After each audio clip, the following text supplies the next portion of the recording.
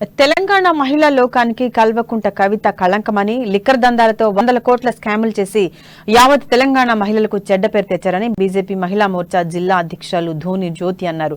కల్వకుంట కవితకు వ్యతిరేకంగా నినాదాలు చేస్తూ స్థానిక వినాయక్ చౌక్ లో ధర్నా నిర్వహించారు. దిష్టిబొమ్మను దహనం చేసేందుకు యత్నించగా పోలీసులు అడ్డుకోవడంతో స్వల్ప ఉద్రిక్తత చోటు చేసుకుంది. మద్యం వ్యాపారం, జూదం, మాదక ద్రవ్యాల వంటి అత్యంత హేయమైన పనుల్లో ప్రత్యక్షంగా వ్యాపారాల్లో పాల్గొనడం తెలంగాణ మహిళా లోకానికి సిగ్గుచేటని ఘాటుగా వ్యాఖ్యానించారు.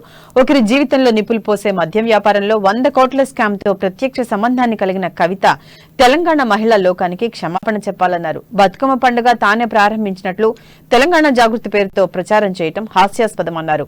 బతుకమ్మ పండుగ మన తెలంగాణ ప్రజలు తరతరాలుగా జరుపుకుంటున్నారన్నారు.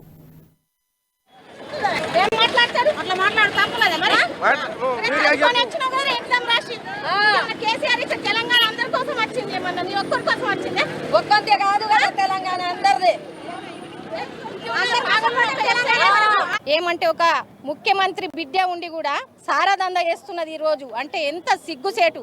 మహిళలకు మంచి పనులు చేయాలా, వీళ్ళు ఏం చేసారు? నిన్న మహిళా జాగృతి వాళ్ళు, నిన్న రంగినేని శ్రీనివాస్ వాళ్ళు మహిళా జాగృతి అని భరత జాగృతి అని పెట్టి దాన్ని కొత్త పేరు యాడ్ చేసి ఇట్లా మహిళలని కించపరుస్తున్నారు అన్నట్టు. మీరు చూస్తున్నారు కదా సమాజంలో ఎట్లా నడుస్తున్నది, ఏం నడుస్తున్నది. మా బండి సంజయ్ అన్న బరబ్బర్తి మాట్లాడిండు.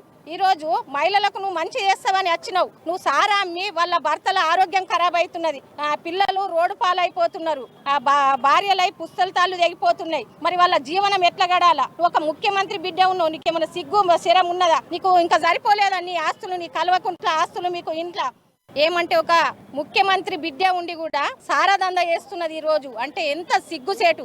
మహిళలకు మంచి పనులు చేయాలా, వీళ్ళు ఏం చేసారు? నిన్న మహిళా జాగృతి వాళ్ళు, నిన్న రంగినేని శ్రీనివాస్ వాళ్ళు మహిళా జాగృతి అని భారత